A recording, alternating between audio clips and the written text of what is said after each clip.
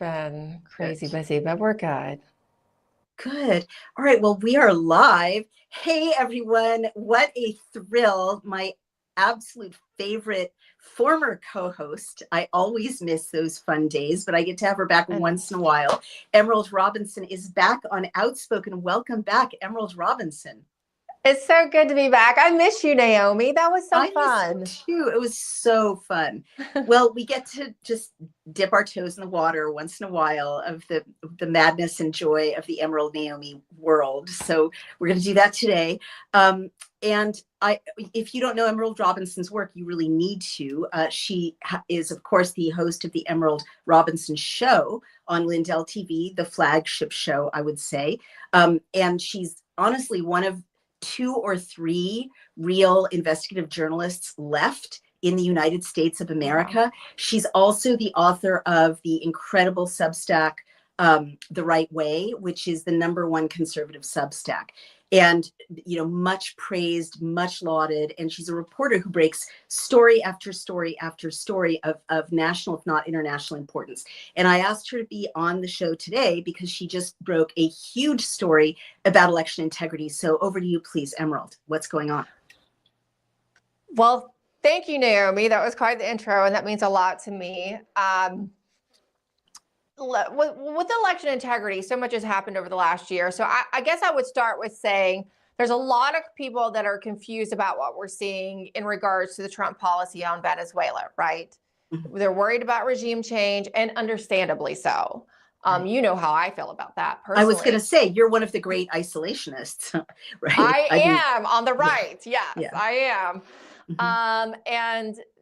And the fact that I'm not freaked out about this has a lot of people really confused. Well, it has to do with a story that I've been working on, in all honesty, Naomi, really since November 3rd, 2020, because there's a lot of Wow. this information that I got to have a closer look at, right, and actually talk to the whistleblowers, the investigators, people who were working on this portfolio in the intelligence community leading up to the November election, verified information that I was actually given back in 2020 in the days immediately after the presidential election that year that was, of course, contested. It led to, a great divide in our country. There's been just a huge outrage, at least on the right, after that election. It's led to a lot of the events that we've seen since then and where we stand as a country today.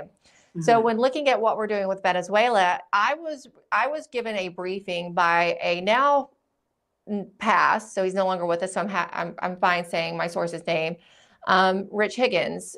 He's a former intel community professional official who had worked at the Trump National Security Council early on, but had been pushed out by deep staters. He then went and did his own investigations and such since then. He'd been working with another team of former investigators himself during that time leading up to the 2020 election. They were known as, to themselves as Operation Foot Patrol. And in the days after the election, he said, look, Emerald, there's a lot of misinformation out there. There's a lot of people, that are directionally over target, right? They're directionally right, but there's some details that are wrong. But this is where this all leads back to.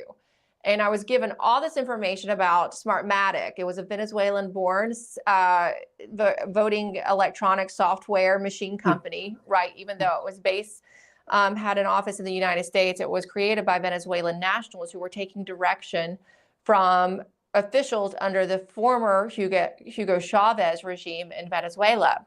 What? In this briefing, I saw the key players and how they did it, how it was brought into the United States and through acquisitions of other voting machine companies and all these mergers, acquisitions, had really come to dominate the technology here in the United States. No matter what electronic voting machine company you're talking about, the software really goes back to this Venezuelan software that was created by Can I former just, oil engineers. Yeah, go ahead. whoa.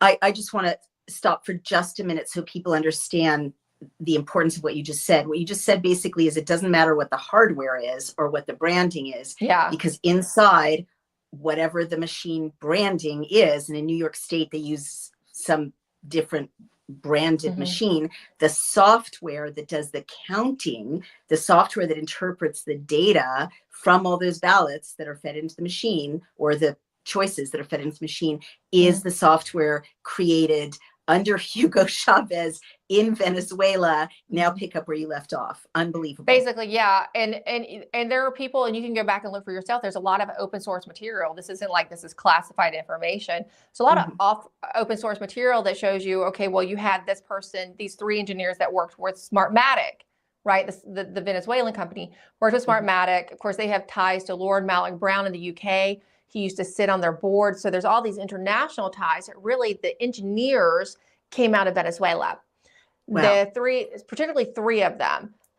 When Smartmatic acquired the U.S. company Sequoia Voting Systems, these 3 engineers then went to work there. Wow. And then when Dominion, there's a Dominion takeover, then they go and work with Dominion. One is named Ronald Morales. There's a guy named David Moreno, and there's another guy named Hyder Garcia, who now works for a company just as of the last few months called Hart Intercivic, which we use a lot in the state I'm in Virginia. Oh my gosh. I know, it's incredible, right? Because you're thinking, well, somebody's got this under control, right? With national security and all of this. And I will say, Naomi, this was on the radar of our intelligence community since at least 2010.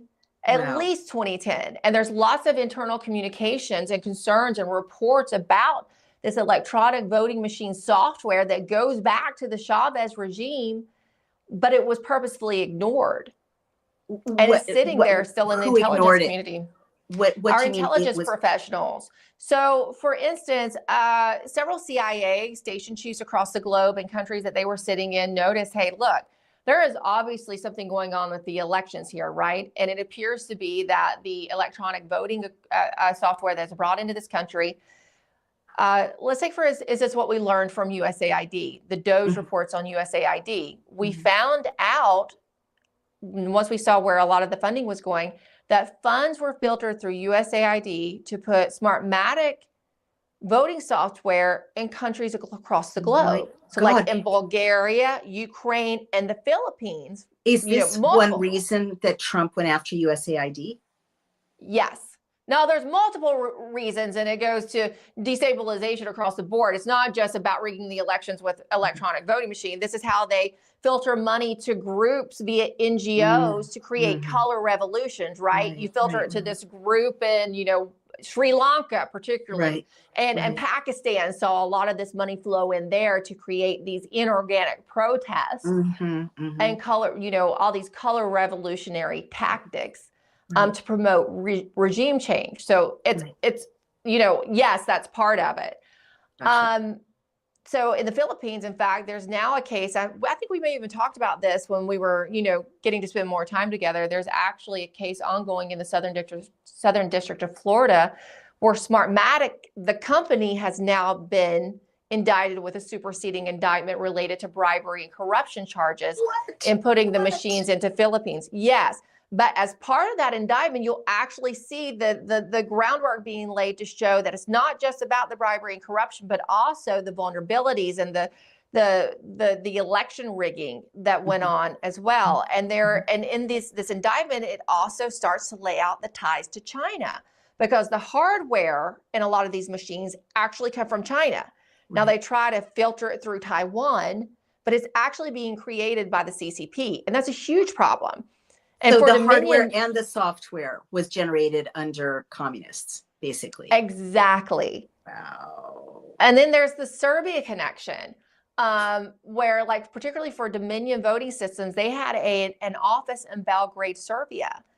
And the election data was being sent there where it was manipulated. They used virtual machines, and they're holding the data on Huawei, Chinese Huawei servers, manipulating the data and changing it for our elections. There are internal Dominion emails where Serbian employees are talking to Dominion employees in the United States about U.S. elections and U.S. election data and counting the votes. Oh my God. And what is your source for this?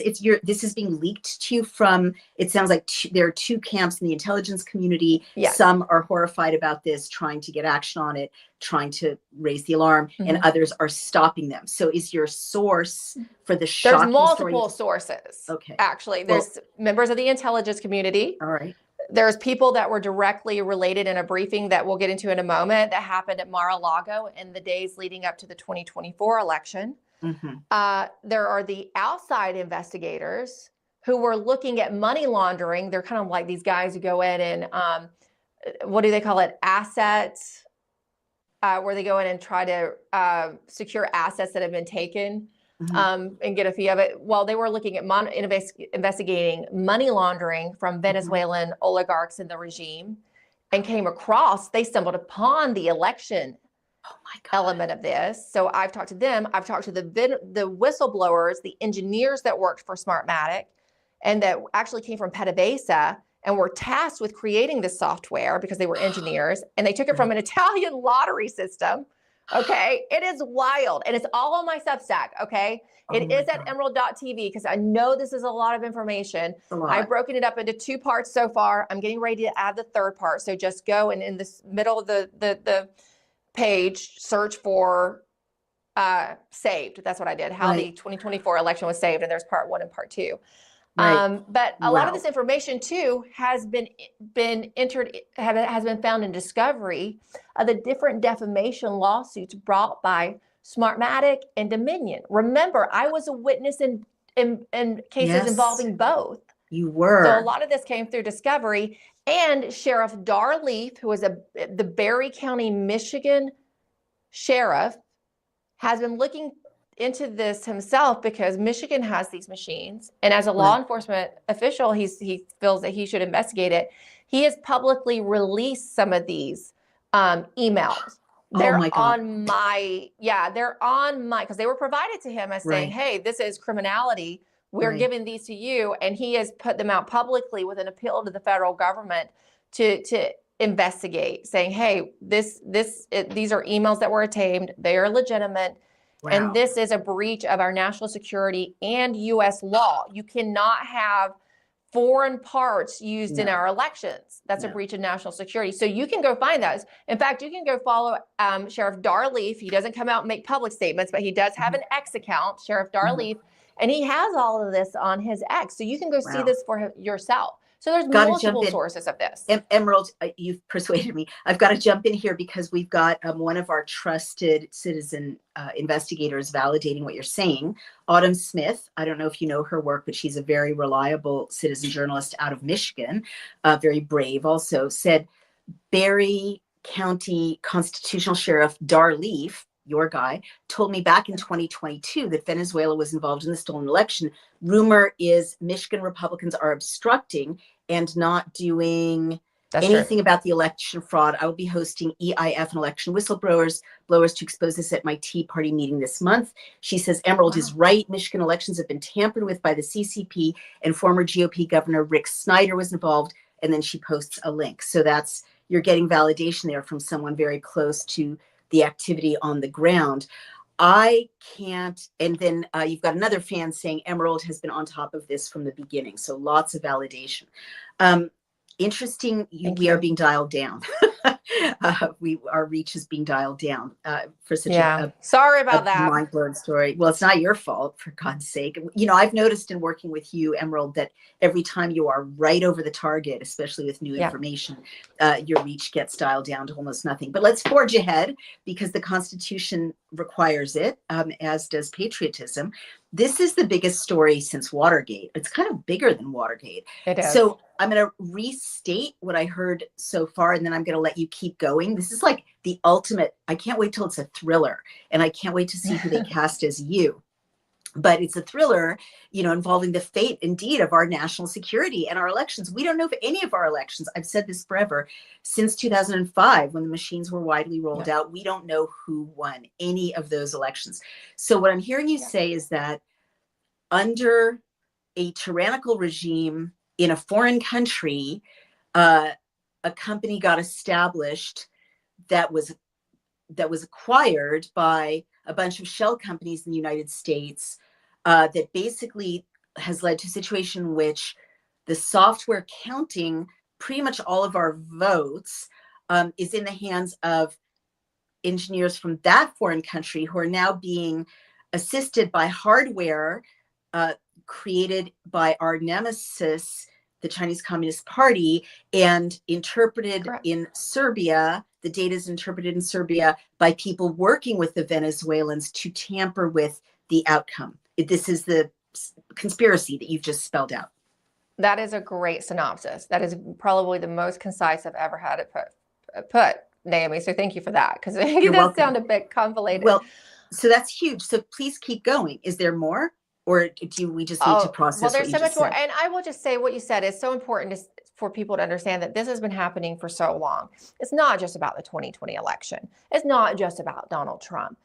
It would just happen on such a grand scale and before people's eyes so blatantly that people understood for the first time something does not add up here and started looking. But there have been people who have been blowing the whistle all along, and particularly a Democrat congresswoman back in 2006.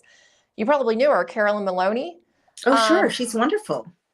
Yeah, if you go back and look at articles and search for her name, she was saying this is very problematic. This was an election system developed by Hugo Chavez to steal his election down there and make sure he remained in power and became a dictator. And she was extremely opposed to us importing it into the United States. Wow. So there have been brave people along. Lou Dobbs, the great Lou Dobbs, my former colleague, was doing in-depth reporting on this at CNN in 2006. Yes. Wow. And it's been making the rounds again. Now, people say, well, then how on earth did Donald Trump get elected in 2024? Well, that's my next question. That would be my follow-up question. How did he? Well, this is very interesting. Now, remember, I didn't know this was going on when I was reporting on the election leading up to the 2024 election, and people slammed me for being so pessimistic. But I knew what I knew. I've been looking at this every single day since 2020. Yeah. And I knew that there was no way, because nothing had changed. They stole a bunch of races in the 2022 election, the midterms. I knew there was no way that they were going to let Donald Trump be president again, and everything was still in place. So I didn't, promote the hopium. But what I didn't know was going on was that there were this ragtag group of investigators, outside investigators, like I said. There was the former CIA station chief, Gary Bernson, and his partner, Martin Rodil, who was a Venezuelan national by birth, now in exile, right, because of the Maduro regime, who had been working on in private contracts, looking at the money laundering, trying to get people's assets back for them, right? It was their business model. And during all of this, they were working with a former Venezuelan oligarch, they'd been hired by him. And he said, look, it's not just about the money laundering, the drug trafficking. They're also rigging the elections to make sure they stay in power. And a lot of people they want across the globe stay in power. And they're like, and they started looking into it. So they were even looking into it prior to the 2020 election, along with my friend Rich Higgins, right? And that's how I found out about it so early on. Well, they didn't let it go after 2020. They were blocked from really giving this information to Donald Trump. They tried to brief a ton of people about the investigations they had already done on their own because of the work they did, to try to counter money laundering. They'd worked with the government in the past many times to bring drug traffickers, Venezuelan drug traffickers and money launderers, not just Venezuelan, but others, to justice in America.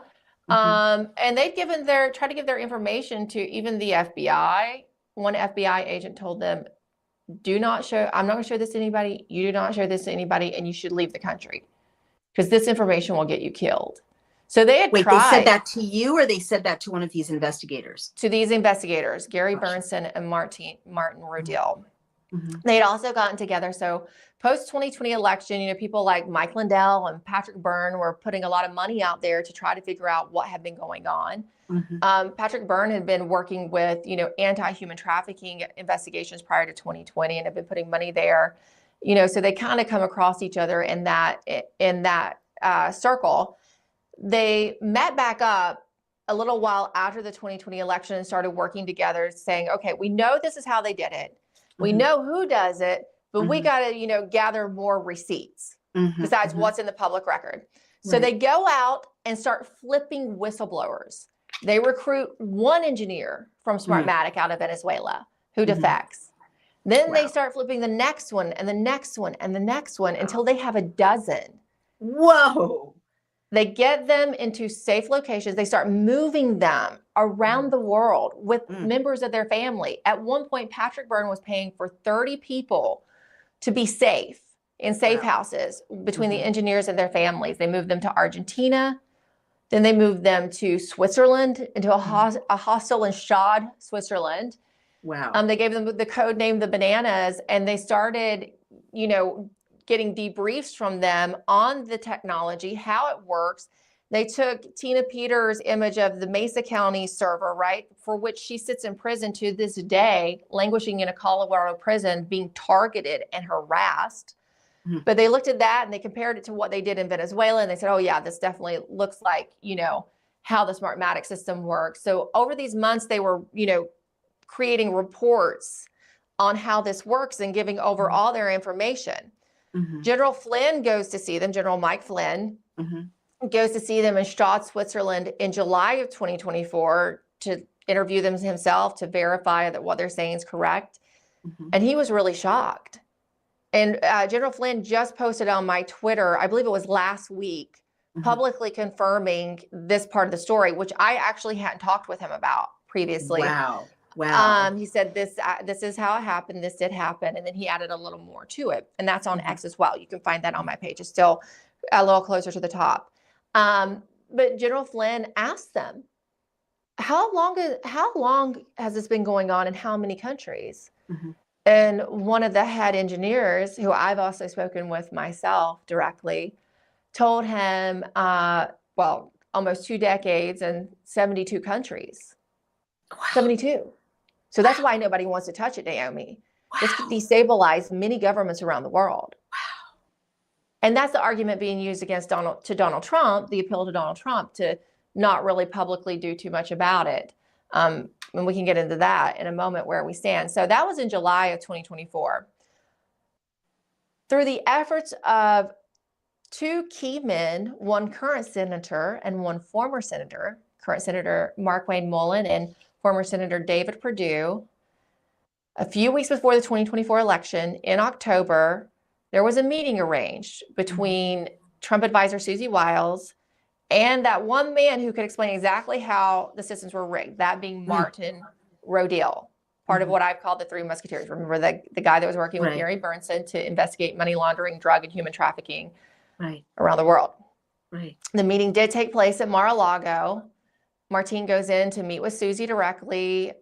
She had said that people who said anything like this, like, Patrick Byrne previously, she said they were crazy, but she did agree to take the meeting because it was Perdue and Mullin. And these are 2 very serious figures. And Perdue had been working very closely with the Trump team, telling them there's real election fraud. My Senate race got stolen. And he was not the kind. I knew Senator Perdue before and after the 2021, his 2021 failed re-election campaign.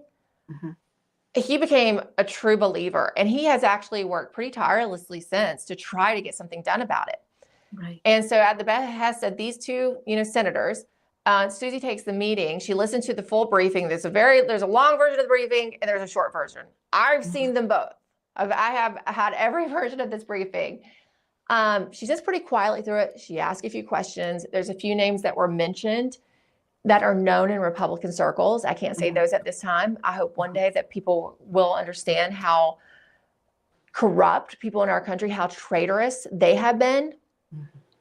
Those names made her turn white, I'm told.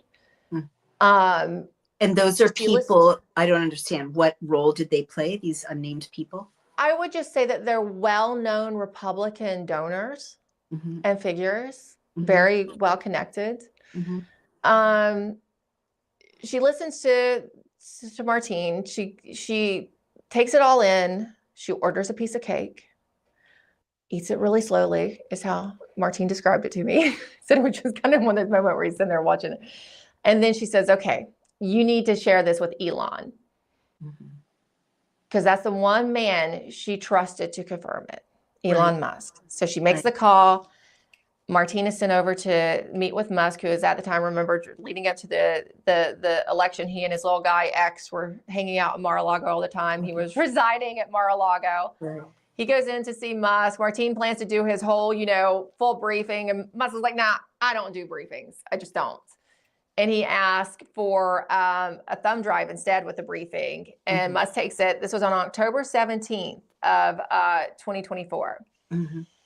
He takes it, he puts it into his computer, runs it through his AI program he has. It spits him out a one-pager. And he reads it very quickly. This all breaks down to one page, right? And then he gets on the phone and he calls up, Susie and the senator, and he says, we have a problem. It's true. We're effed, is what he says explicitly. Right. The next day, he jumps on a plane to Pennsylvania to hold this town hall in Pennsylvania. And you can go back and watch that. And I recommend, people who are really interested in this story do, because Musk made some key statements during that day, during this almost 2 hour town hall that he did. He didn't hold back on Dominion. He said that Dominion voting systems, that there's always been a question about them. And it's weird they're used in Philadelphia and Maricopa County. Yeah. Like key battleground states, but not a lot of other places. He said, isn't that a heck of a coincidence? So interesting. That's so interesting. I'm told he actually got and emailed some of the people, some people at Dominion and said, we know what you did. And so what does that mean? What does that mean? They stole the 2020 election. Oh, wow.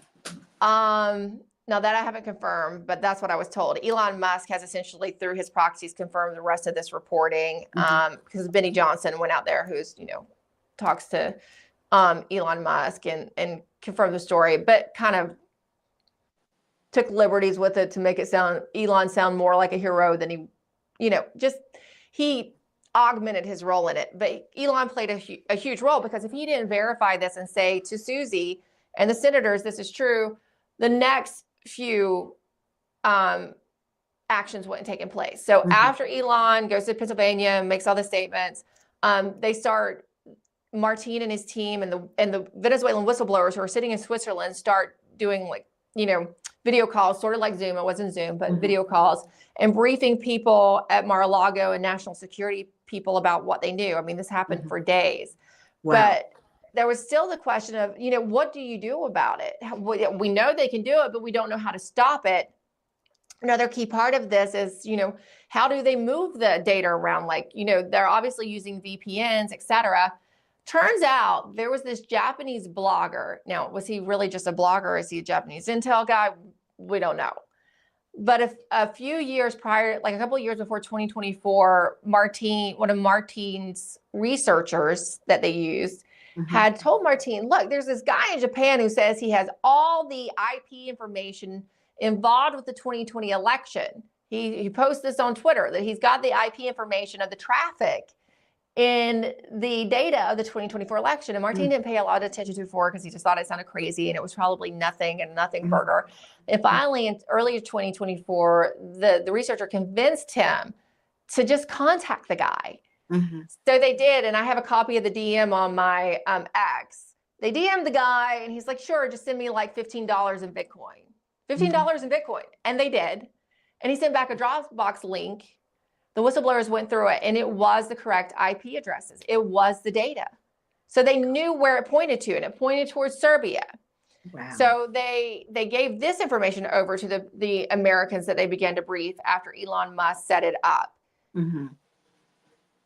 Now, the rest of it gets a little bit vague, because nobody wants to give away for sure what happened, but this is how it's told.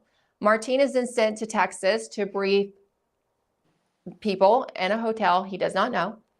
No names are mentioned. How is it safe for him to travel at this point? It's not safe for Martin to do anything. He did go to Norway. So what he did, that's a great question. He went and gave this information over. The gentleman takes it. That's it. Martin immediately flies to Norway, because that's about the only ticket he could get that he had money for to afford. He goes to Norway. Gary Burnson is in Switzerland, and I believe Patrick was in either Dubai or Abu Dhabi. They were all told they should leave the country for their safety. Wow. And Martine, at this point, Martine tells me it's just God keeping him alive, because he should be dead. He's got the cartels after him, probably many people in our own intel community, right? We know the FBI agent she's no longer with the FBI. But at the time that she told him, our people will probably kill you if they know you have this information and that you're working on it. He just tells me that God keeps him alive, and he has a lot of faith. I will say that. I am amazed at him.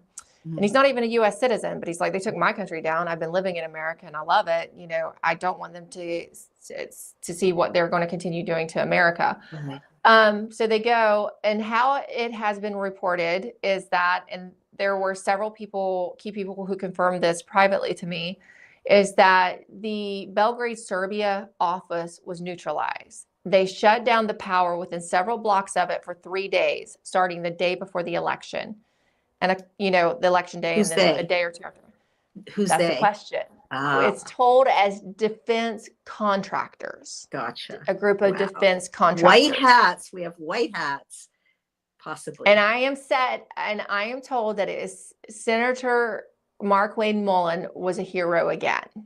Okay. So the suggestion is that he put, Martine in touch with the appropriate people. And there is a cybersecurity act that they point to that does allow for the authority to intervene. Right. Wow. I hope we get more on that story. We might never, because that's sources and methods, right? But obviously, and Benny Johnson gave a little more on what was happening on election day. So the Three Musketeers, I call them, they're overseas. They don't know if anything's going to really happen, and they know for sure if Kamala Harris wins, they're dead on arrival if they come back into the United States. They have, Martine gets detained when he comes in, but there was a U.S. attorney who intervened. The one time he came into the United States right after the election, they were going to arrest him, but there was a U.S. attorney who'd been working on the money laundering portfolio related to Venezuela. And Martine says, you're going to call up so-and-so, and he's going to tell you that I'm working with the government. And that's what happened. And they had to release him. So through it, while we feel like it's all so corrupt, and it largely is, there are a few good people in positions that can affect change and that can conduct investigations. And some of those people are still working on it. There have been some people working on it quietly in the Biden years, unnoticed within the federal government, because the Biden team just didn't pay attention to them, which was amazing. And there is a federal task force ongoing in Florida related to one of those investigations that had begun. It was in the Biden regime. And it started out, again, remember, money laundering and drug trafficking, but then they found the elections. So on election day, according to Benny Johnson, who was talking to Dana White, who was there as a guest of Elon Musk, with Elon Musk at the Mar-a-Lago election watch party, Trump was nervous. He didn't know if it was going to happen or not, right? If they were going to, nobody knew anything had been done. And about 7 p.m. when the vote started rolling in, Elon Musk kept saying, okay, we got this. And probably since 4 p.m., Elon had said, okay, I'm seeing the data, election data, and it doesn't look like there's any inconsistencies. It looks like it matches up. And there's you could see, like, on the Edison reporting, if you watch it on the TV screen, you could kind of see, like, when votes would change. And so Elon felt confident something had been done, that the threat had been neutralized before Trump did. But I remember that about 10 p.m. Trump said, okay, because we would have started seeing some of the flips, or they would have had to hold the votes. So that's where we are, and that's how that happened. But the next part of this is, do we change the system? And we're going after Venezuela, and that's all well and good. And this is related to it. Not only had Venezuela, invaded our country with Tren de Aragua. Yes, they're not the biggest drug trafficker, but they are instrumental, right, into the drug infrastructure that brings, certain drugs into the country. They're not the worst on that. So using that as the justification is where they've lost some of the public, I feel like, on this military operation in Venezuela. I think I think he was told to message it this way. I don't think that was the right way to message it. I think he should have been more honest with the American people. They can take it. So you think that we went after Venezuela because they're screwing our voting processes? It's that, but they also have flipped many of our CIA officials and our diplomats, State Department diplomats as well. How could they? With money. Oh my with money. God. And there's two witnesses to that. One being Hugo Carvalhal, who's now publicly came out on the record because, he's done a plea deal with the United States. He was brought in on drug trafficking charges. He was a former high-level military intelligence official under Hugo Chavez. He defected from Venezuela, was a target of the regime. We extradited him to the United States from Spain in 2023, and we had him on drug charges. So they were about to send him to trial and convict him in July of last year, 2025. And then Martine and Gary were like, you can't do this. You can't do this because he is a witness. If you convict him and throw him in prison, he has no reason to cooperate with you. And they knew he had been in the room when they were bribing. He was responsible for bribing officials. And he wrote that up in a public letter to the president that was published in the Dallas Express because a lot of the other outlets were afraid to take it. It had been pitched to several different ones. They're like, oh my gosh, this is, And but the Dallas Express did publish it, and he is working with the Southern District of New York on this, and he has been debriefed by certain individuals, but from what I can tell, he's not been debriefed, say, by DEA or main DOJ yet.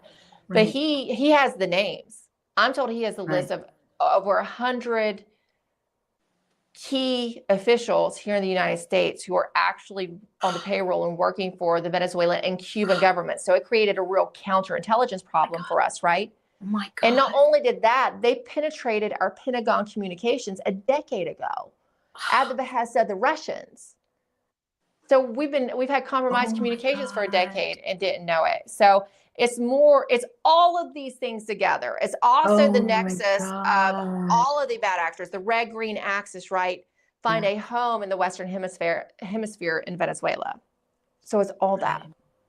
So this is just, the scales are falling from my eyes. If even half of what you're saying is true, and you always check out, right? That's why I'm so blown away. I've never known you to be wrong. If this is true, it explains how communism, straight up communism, has been successful so quickly in gaining strangleholds over key aspects of our national infrastructure, cities, leadership. It's not China, it's Venezuela and Cuba. I mean, maybe China behind Venezuela and Cuba, but it's the communists just outside our door. This is shocking. And if what you're saying is true, it also means that key people on the Republican side, we know the Democratic side, are traitors and are ushering in communism and the communist takeover of our country. And that and then looking back, it means going back to 2000, which is when, and I was a political consultant in that presidential election. Oh no, the hanging chads, you know what? Big deal. The system worked exactly the way it was supposed to work. They counted the votes. It went up to the Supreme Court. We didn't need to change from paper ballots to machines, but that drama was used as the rationale to change to machines. And now looking back, every election arguably had the outcome that the communists wanted it to have in the United States of America and elsewhere. Is that a fair assessment, Emerald? That's very fair. And speaking of that, I was talking to one of the Venezuelan engineers, actually two of them, but one had been sent to Chicago leading up to the election of President Barack Obama. And this is when they started really bringing Smartmatic and then the voting, their electronic software into the United States, right? They'd already started doing it. But they were sent to the United States several times to help with elections here, the Venezuelan engineers. So he'd been sent to Chicago. And I'd asked him, I said, well, was Barack Obama legitimately elected? And he said, well, look, this is what I can tell you about that one. When they sent me here, it was that, I was told that, from my my leadership that they wanted the black guy. And this was when he was not well known. They said the black guy needs to become the president of the United States. We need him to become president. And they sent him into Illinois. And what he said is that they affected the primaries, that there wasn't really, because he was unknown, there wasn't strong support for Barack Obama initially, but they were able to create an organic movement in the primaries after the initial rigging of the early primaries. Makes perfect sense. It makes perfect sense. And I can't help thinking of Zoran Mamdani, who was similarly totally unknown, no reputation. He'd been involved in 3 bills in his entire career as an assembly member. Other than that, he'd been a rapper. And overnight, I watched those rap songs. That's being generous, yes. Right. Well, a failed rapper. Overnight, he's leading, and he wins the primary, and then just to throw in a little validation from my personal subjective point of view as a New Yorker, New York state law allows me to initiate a 3% paper ballot vote recount. Right. And you don't even need proof of any shenanigans. You just have that right. And I literally went down with my candidate I was advising, who ran for city council, to the New York Board of Elections. And I have it on audio. For 45 minutes, they stonewalled us and refused to start the process or even take in our complaint to initiate that 3% paper ballot hand count. And the amount that Zoran Mamdani won by is exactly the amount he would have won by if the machines were counting inadvertent duplicate votes for him, because his name appeared twice on the ballot. And to this day, they won't let us recount. So that's another trajectory, exactly like Barack Obama. I think they want him. I think the communists want him to be president of the United States. They're going to change the Constitution. I think so too. He can be. Sorry. I completely agree with you on that. And they're rolling out. He was groomed for this. Sorry, they're rolling out. I believe he was groomed for day one. He was briefed for this. He was prepared for this. And it's not like quasi-communism. It's actual, the state seizing, buildings, the state seizing the means of production, the state seizing transportation. It's overt communism. All of this makes sense now. And you're saying something like, this is one of those moments where so many events over the last 20 years kind of fall into place now that you've explained what was going on behind the scenes. Now, get this. Autumn says there's a video of Sheriff Darleaf addressing the Barry County Commission, talking about Serbia being involved, and they laughed at him. Yep. And I'm sure, what kind of response are you getting for putting these pieces together? I mean, obviously, over the years, I have had a lot of pushback, and I'm obviously very censored for talking about the elections. I mean, part the vaccines, but also the elections. I'm not invited. I was never invited to come on any of some of the show. Well, I won't say any. A lot of the shows that I would used to go on, like say as a Newsmax correspondent or right afterwards. I wasn't allowed to. I know now that people were actually telling them not to have me on, not to talk about the elections. Wow. People would get warnings from whoever saying, just don't touch the election topic. But you know what? People aren't laughing about it now because there's so much information, and it's not just me saying it now, which is really nice, right? There's actually other people reporting on it, but a lot of this has been reported over the years. I mean, yes, we have more receipts now. We have the actual engineer whistleblowers. We have more election data. But if you'll go back and some previous reporting when people didn't seem too afraid, were more willing to report on it, some of the corporate outlets now that won't. There is a historical record that matches up with some of the details that we're sharing from new receipts. It's consistent with what had been reported before. And I don't want people to think this is just that it happened because these bad actors were savvy enough to do it by themselves. There are people in our intel community that are complicit. So our own intel community is involved with this because many of them have turned. And during Brennan's time at the CIA, he did tell CIA station chiefs to kind of pivot away from the Western Hemisphere, like not collect data on intel on Cuba and Venezuela. And you have to understand, Brennan still has, what I'm told, 80% loyalty at the CIA. He's still Whoa. operationally in Wow. control of the CIA, really. And he's not only do you find not only is he sympathetic to communism, he's also sympathetic to radical Islam, right? Oh my God. He's spoken very admirably Right. about Islam. And again, in this Venezuela situation, you see the red-green axis of control that's in our Western Hemisphere, and then you've got your sympathetic people in our intelligence community, in our State Department, in our academics. Wow. Unbelievable. Well, so many things are making sense now. For instance, as someone who lived for many years in England, I've been completely baffled that whole cities like Birmingham and Leeds and any number of Midland cities are completely run by Muslim leaders, many of whom don't speak English. It just doesn't feel organic. But if the system is corrupted, from the bottom to the top in terms of counting the vote, that's the outcome you're going to get if you want the red-green axis in place. Yeah. And you've got a lot of commentators, can't read the tag, but history would be far different if the actual votes were counted and American elections hadn't been rigged, says this commentator. Millions of people who are now dead would still be alive if US elections weren't rigged. That's true. Is for sure. I mean, is there any way, I know this is way down on Maslow's hierarchy of needs, like the first thing is just to kind of kill off this hydra, right? I mean that metaphorically. But theoretically, is there any way these engineers can go back in the record of the actual votes and see who would have won for the last 20 years if the votes had been counted correctly? I mean, we don't still have that election data, right? Even from 2020, when they were supposed to maintain it for, almost 2 years, many of them immediately disposed of the data so as not to have to comply with public records request.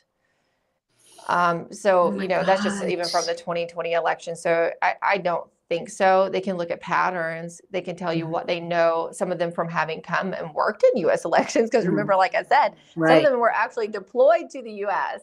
Unbelievable. How is that possible? They're not U.S. citizens. They're not supposed to be handling our votes. Exactly. And so also just technically, Emerald, what you're describing means that, there's all this swearing up and down that these machines don't connect to the internet, but it seems obvious that they do connect to the internet, right? Because that's how you've got that intervention in Serbia, right? Okay, so that's not even in doubt, correct? Well, and then you just have messages and multiple of the public records requests or lawsuits across the country, not necessarily maybe specifically related to Dominion or Smartmatic, but with people trying to fight their election board for information. And as part of that, records request, you'll find an email, whether it's in like Georgia or Arizona, where they're talking about accessing the machine. And you're like, well, you mean remotely, right? And then just in a recent state election board meeting in Georgia, an official inadvertently admitted, well, all of our stuff is remotely accessible. And then she kind of caught herself. So even without talking to these, I mean, there's so many emails talking about, oh, well, we had to call, the company, the vendor, and they access it. Well, how did they access it if they're not, hooked up? Oh my God. I mean, I just want to say in the voting staffer guide, like the people handling the ballots, the voting guide in New York City, it acknowledged that the machines are made in China and in Russia, but not to worry about it. It literally says that. Totally fine. Yes, and I think and not just the machines, but the software. That it's fine. This is just so extraordinary. So we only have a minute and a half with you left, but I have to ask, is there, I hope and pray, a concerted effort by the Trump administration to target and take out these evildoers to the point that the midterms might be relatively clean and the elections going forward? Look, we're running out of time. I mean, theoretically, yes, you could, but this clock is ticking every day. And you and I know that there will be legal challenges to that. There will be clerks that just refuse to comply. You have to get the paper ballots printed, get a process in place, make sure you have the volunteers Mm. to conduct a paper ballot, hand counted. And let's be clear, because it's not, you might mark a paper ballot like I do where I vote in Virginia. Yeah, but then you but it's still scanned by feed it machine. into the black box, like I think you're talking about in New York. People don't right? understand that. It doesn't matter that it's a paper ballot. If the machine is counting it, the machine can count anything. So hand counted paper ballots are the marking. Right. So you have to have the infrastructure in place to do it. And you have to have the volunteers. It takes a little while to recruit the volunteers. Right. So we're getting tight on time. I keep being told something's happening, not to worry. And I talk to people in the White House, every other day. Nothing's more important than this. Okay, and I do believe that if the call went out for patriots to volunteer to count the ballots correctly, you'd get volunteers to count the ballots correctly. It's how we used to count our votes. I hope, but I will tell you, down in like Dallas County, Texas, where they were trying to do this, they're trying to do, there are multiple counties looking at doing this for their primaries, right, for the GOP primary. Right. They had a little bit of a hard time getting people to come out and getting funding. I think if they get, they've had some prominent people. Mike Lindell got out there and put out the appeal asking people, but it's getting more attention on it and getting more people asking. I think if you have all of us doing it, then yes, I think you'll get the people. I guess, I don't know. I was trying to personally kind of get people to show up for poll watching in my town. My friend was the head of the election integrity committee. A lady at my church was the head of the election integrity committee here. And so I asked a few of my friends, like, hey, you want to go down and do some of this poll watching? Remember, we complain a lot. Right. And one lady told me, well, just kind of stand there all day. Oh, and my I thought, God. You're always walking up to me and asking what I know. Are we going to fix it? Well, I get that we can't see inside the machines, but at least we show up and say, hey, we're here. We're taking part of the process. That's right. We're watching. We're going to call for other people who are technically, savvy to get involved on that side. But for at least we're doing what we can. Right. Wow. I don't know. Well, for what it's worth, I offer myself to stand there all day wherever. And I know you will. Nothing's more important than this. I mean, they can put any puppet in power they want to. It sounds like they've been working for a couple of decades to get an infrastructure in place. Now it's just slotting crazy Marxists into blue cities, and even the presidency. Well, I really believe in divine providence, because it's a miracle that all these things came together in such a way that President Trump got in. But now it takes more than a miracle to get our voting processes back. How do people help you? Sadly, we're out of time. This is one of the biggest stories. It apparently takes more than a miracle to get the Trump DOJ to act, like Pam Bondi. So there's that. Yeah. People can read the story on emerald.tv. That's a little easier to read. Of course, you can go to my X. I'm getting ready to update with part 3 on my Substack.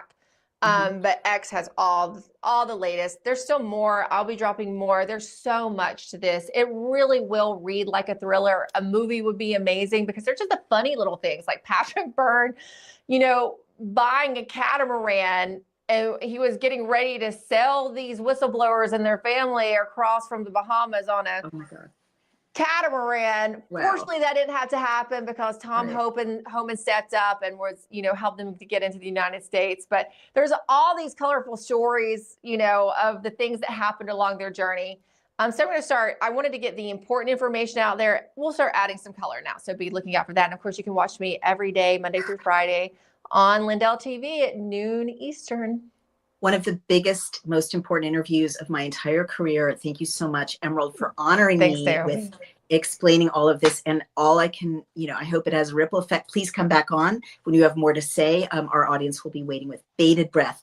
Thank you, everyone. Go support Emerald Robinson over on her Substack. Be sure to subscribe. We don't sit around doing this without your help. We need your help. And she's on one of the biggest stories that our country's ever seen. Thank you so much, Emerald Robinson. Thank you, everyone. We're going to say goodbye to Emerald, and we'll see you next.